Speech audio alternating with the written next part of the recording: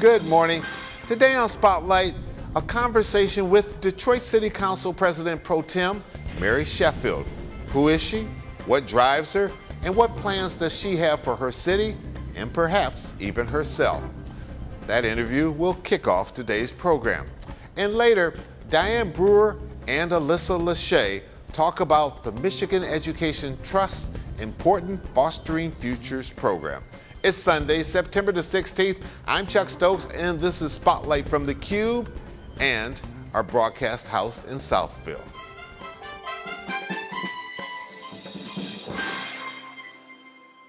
And welcome to Spotlight. Joining me today for, actually, I think her first time on Spotlight. I don't know how it's taken us so long to get her here.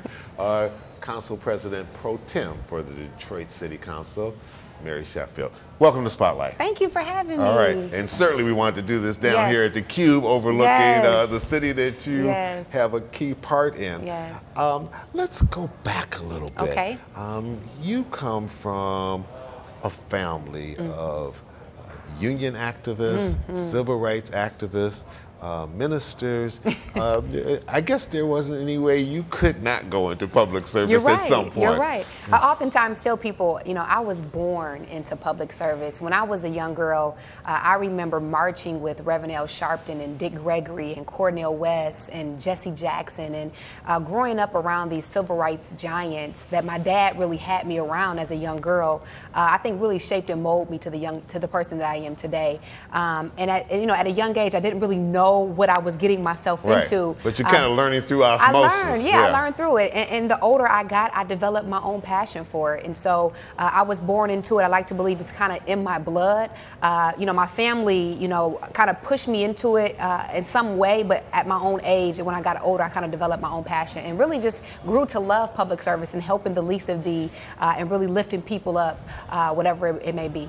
Yeah. It's a shame your grandfather, who I did get a chance to interview many years ago, couldn't see the role that you're in today. He would be extremely proud of what you're doing and how you're doing it.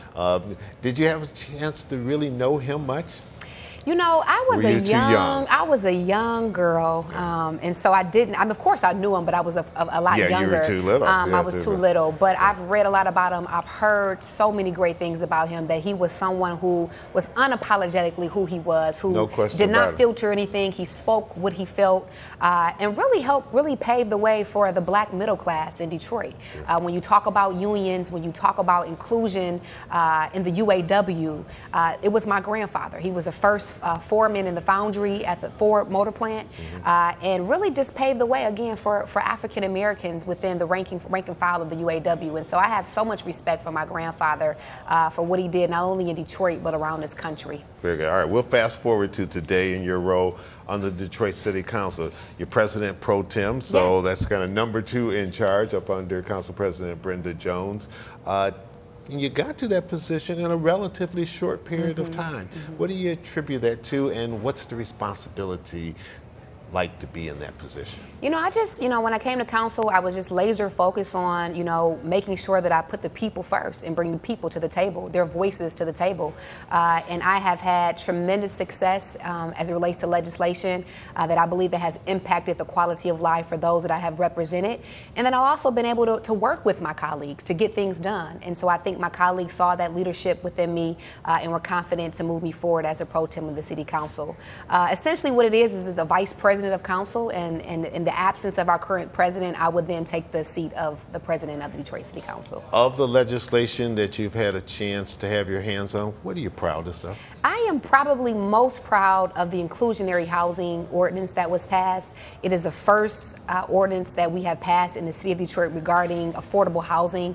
With all of the new market rate housing that is coming to downtown Detroit and really the entire city, it is very important to me that we ensure that a portion of that is set aside for low-income housing, especially when tax dollars or public funding is used to finance that project. And so the inclusionary housing ordinance does that. It sets aside 20% for low-income housing for any project that comes to the city of Detroit that is housing projects. Probably one of the most difficult things for any city to do when they're involved in regentrification is to remake their city, rebrand their city in a way that is inclusive of everybody, especially when you are changing communities, and perhaps communities where people have lived for decades now all of a sudden can't afford to live in those communities, and it creates a friction. Yes, it does. How should Detroit do that and do it right? And do you believe Detroit is doing it in a way that 10, 15, 20 years from now we can look back and say,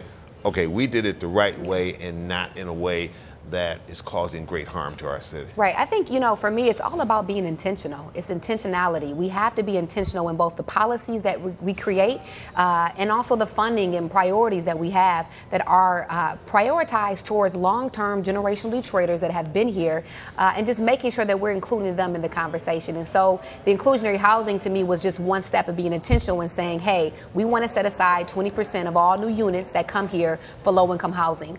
Also, another good example is the Neighborhood Improvement Fund that I created, which captures the income taxes of the Pistons players and goes into a fund that can only be used for neighborhood improvement.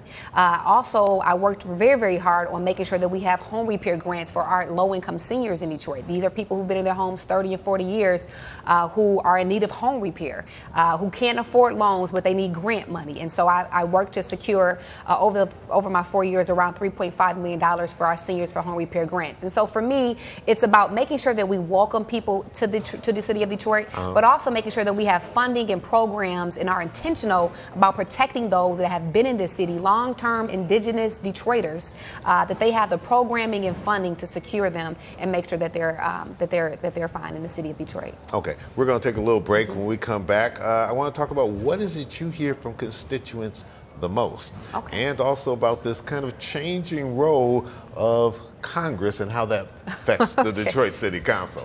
We'll be right back. Don't go away.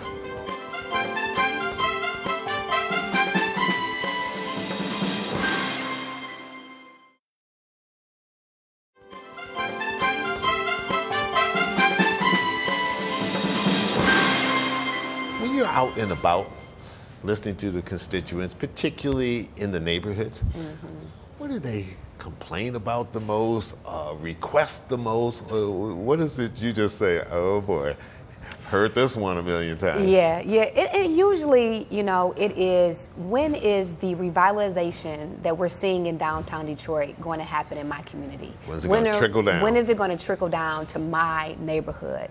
We're excited about what we're seeing downtown, but we want that same focus. Because downtown is a neighborhood. Midtown's also a neighborhood. And it's a beautiful place, you know, but when is that going to happen in my community? And then for a lot of those individuals who have been in Detroit, it's, you know, when can I receive some of the same assistance, whether it be abating my taxes or help with my home and fixing my home, some of the same assistance that new Detroiters or these companies are receiving. When can I have some help too? I've been here my whole life, and I feel like I need some assistance as well too.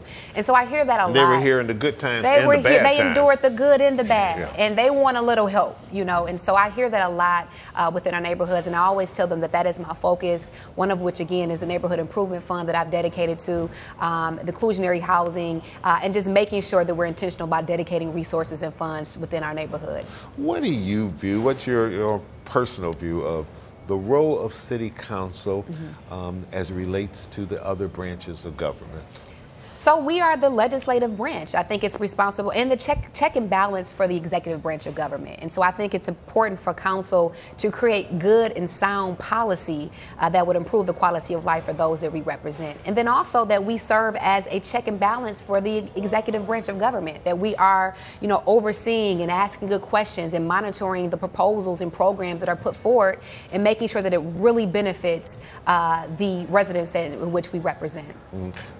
I've been around long enough to remember days in which there were tremendous fights between City Council and the mayor's office. And I've been around long enough to remember when there were a lot of theatrics on City Council. We don't see that anymore. How do you do that job with respect and decorum, but also make sure that that each one protects their role of government? Yeah, I mean, I think, you know, and I've heard of the days where there was fights and arguments and bickering back and forth, but I think now we've come to a point where, you know, we've moved past that day and age in Detroit. And please believe there are definitely disagreements between council members and the executive branch of government. And that's healthy. Yeah, it's very healthy. That's what we're there to do. As long as it doesn't get personal. Yes, yes, but we don't have to do it publicly. And oftentimes we don't agree, but we can agree to disagree. And one of the things for me is that I always make sure that I fight for what I believe in, that I never compromise my values and my beliefs. And sometimes you do have to compromise. But again, it's about making sure that we're representing the needs and the constituents in which we represent. As you look down the line, this last quarter of the year and beyond, what is it you really would like to see happen that Detroit City Council is a leader in? So one of the things that I'm really going to be working on is creating economic opportunities for Detroiters. I'm going to be focusing a lot on the amount of development and construction that is taking place in Detroit and ensuring that we are really following by the current executive order that states that 51% of these jobs that are a part of construction-related activities have to go towards Detroit residents. And it's been a bit frustrating for me because that has not been taking place. I know you've probably read about what happened at the arena.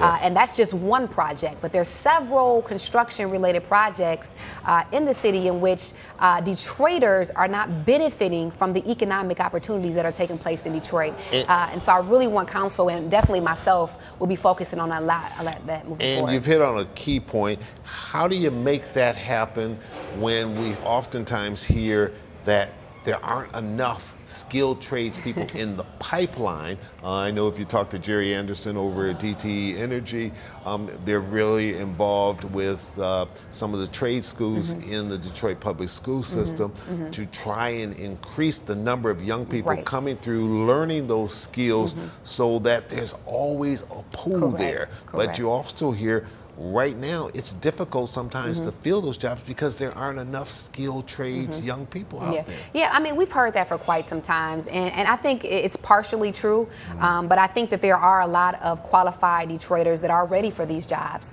And in fact, I mean, we can't keep saying it for years. I mean, it's been 4 or 5 years now when construction has been happening in Detroit, and we continue to use this narrative that, you know, we don't have enough Detroiters. We have to be intentional about making sure that we're putting people in skilled trades, vocational training and training, and making sure that our young people are ready. And if in fact they're not, that developers are paying a fine to contribute to training of Detroiters to go into these different training programs. And so for me, it's important that we codify the current executive order that's in place to make sure that it's actually an ordinance and people are actually abiding by it. And if not, that there be a penalty that they have to pay so that we can get Detroiters trained and put to work. All right, we're going to take one more break. We'll come back, and I promise you we'll talk about this kind of interesting role of how a congressional seat is affecting the Detroit City Council. We'll be right back.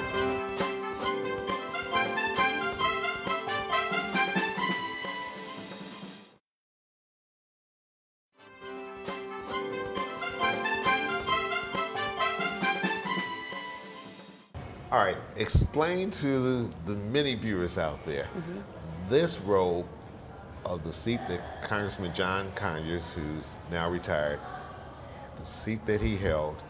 We just went through a primary election. We've got basically 2 people that are going to represent that seat over a short span of time, and one of them being the council president. Who just in a few months won't be in that position. Explain this whole thing. And, it's very confusing. So council president did win the partial term, which she will only really take office, I think, until January if she were to accept taking that role. And I think right now was kind of undecided. There was some legal issues whether or not she actually could hold both offices. And they said that, technically, I think they said she could do it. Technically, she could do it. Now, whether or not she actually accepts that offer, that's still up to council president to decide. And so what impact would it have on city council? Probably none. City council actually will be on recess during that time, so there will be no official business taken up if she were to partially leave council and go to DC for that 30-day period. But that's still up to council president Brenda Jones to decide. And she won the partial term, so she's entitled to making that decision, whatever she decides. Right, right. Have you talked to her and encouraged her one way or the other, or you said, you know what, that's your decision? Yeah, no, I know one thing about Council President, she is very much so focused by her heart, by God, and her own intuition and decisions. And so whatever is best for Council President, I know she will make that decision. Okay. Rashida Tlaib won that primary seat, has to run, of course, in the general. But it's a very Democratic district, so chances of not getting in is probably slim to none unless something very unusual happens. Okay. Have you had a chance to talk to her yet about what you would like to see her do to help Detroit and work closely as an ally with the Detroit City Council? Right, so I haven't had an opportunity to talk with Rashida recently, but I have worked with her over my last term and this current term on City Council around several issues that involve just really human rights. She's been a huge advocate for water right issues, community benefit process, and so I know that she's a fighter for the people. And I look forward to having those conversations on how she can advance some of the work that Council is doing on a federal level. I trust that as Council President Pro Tem, at some point you'd like to run the whole council. If my colleagues see that I'm the best fit for that, I am comfortable where I am now serving as pro tem. I just want to be an effective person, and if that means president or pro tem, I'm open to it, but to me it's just about being as effective as I can and serving the people which put me in office. Would you like to run for mayor one day? I am considering it. Honestly, I have heard people who told me that they think that I would be a good candidate, someone who has proven to put the residents and constituents first, someone who will be a representative not just for downtown and midtown, but for everyone, long-term Detroiters, generational Detroiters, and also new Detroiters. I've had the privilege of representing a district that has the most economic development in the entire Detroit, but also has some of the most economically distressed neighborhoods as well. So I've had a good balance of seeing the contrast of what's going on in Detroit. And so it's given me a very good experience to see what's needed as we move forward in Detroit. And so I'm considering it if things play out the way in which it should. But again, right now it's just about making sure as a council member that I'm as effective as I can serving those that have put me here in this position. Council President Pro Tem Mary Sheffield, thank you for joining us on Spotlight. It's a pleasure having you. And coming up on Spotlight, we'll talk to Diane Brewer and Alyssa Lachey about MET's Fostering Future program. We'll be right back.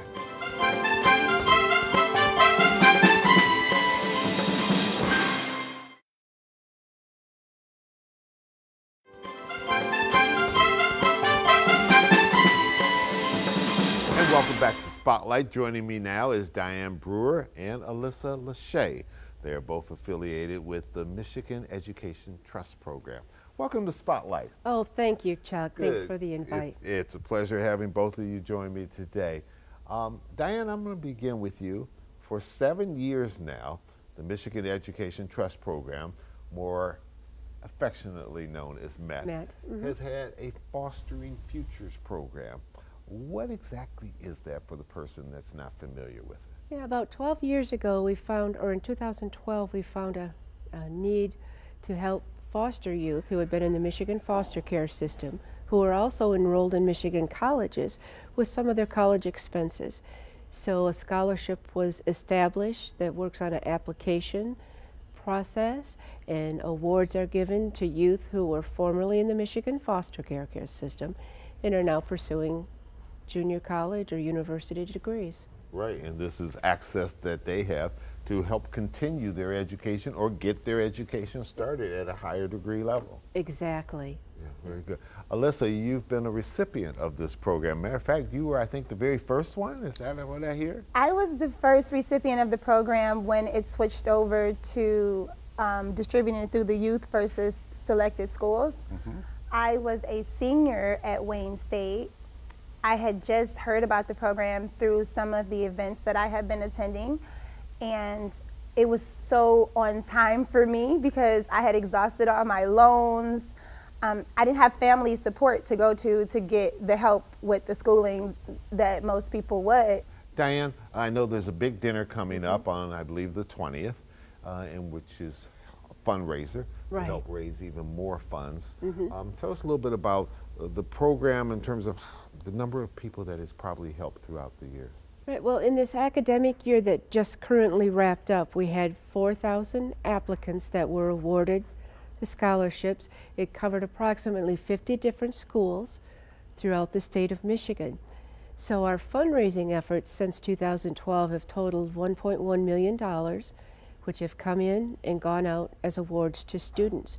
So on September 20th is the 7th year we'll be here. We're going to be at the Waterview Loft in Detroit. It's a Thursday night from 6 to 9, and as you might I understand our very own Carolyn Clifford is going to be Yes, involved Carolyn's with that. coming back as our MC. She's been with us for a number of years, and she always does a wonderful job. Okay, well, she's passionate about this topic and a she few is. others out there too, but this is one Yeah. that I know is near and dear to her heart. What do students have to do to apply to be considered for this in case they've never heard of it before, or they're just wondering, will I fit into this peg?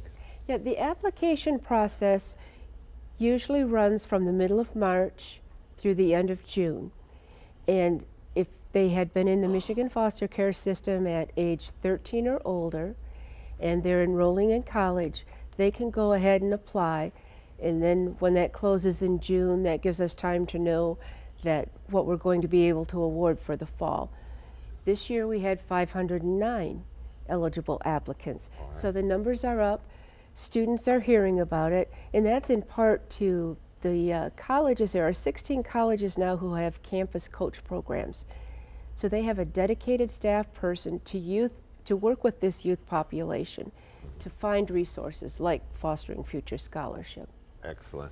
Alyssa, what do you want to eventually do with the various degrees that you're pursuing at Wayne State? Well, ultimately, I got my degrees because I want to be able to offer not just verbal information. I want to be able to offer experience. I don't want to just go out and tell other young people to go to school. I want to be able to tell them that I did it. And part of that, want to be a living role model. I do. If I can do it, you can do it. I do it. And so with me, I'm an artist. I do spoken word. I do poetry. And so I spread my message through poetry. And part of that message is education and going to school and being the best that you can be. And I don't want to be someone who just preaches about it. I want to be someone who lives it. And part of that was going to school, getting my degrees, and now in turn helping people that are coming up behind me. What was the most difficult part of the journey? The school journey? It definitely, I would say, would have to be the lack of family support. I've met so many wonderful young people with the drive that Alicia has, you know, to succeed and to do something and own it. And this that's gives great. them a wonderful opportunity to pursue a dream. Exactly. And turn a dream into a reality. All right. Yeah. Diane, thank you so much Well, for thank coming you. in. Keep up the good work. Tell Robin Lott we said hi. She's usually here. You're kind of filling in for her, but tell her you did such a good job. She may have just bumped her out of a job. I'll let her know. Alyssa, thank you so much. Thank you Best for of luck having with me. your Thank you so much. with your degrees and pursuing your education Thank and you. getting into the workforce. Thank you. And we want to thank you at home for joining us. I'm Chuck Stokes. We'll be back next week with more Newsmakers in the Spotlight. We hope you have a great week.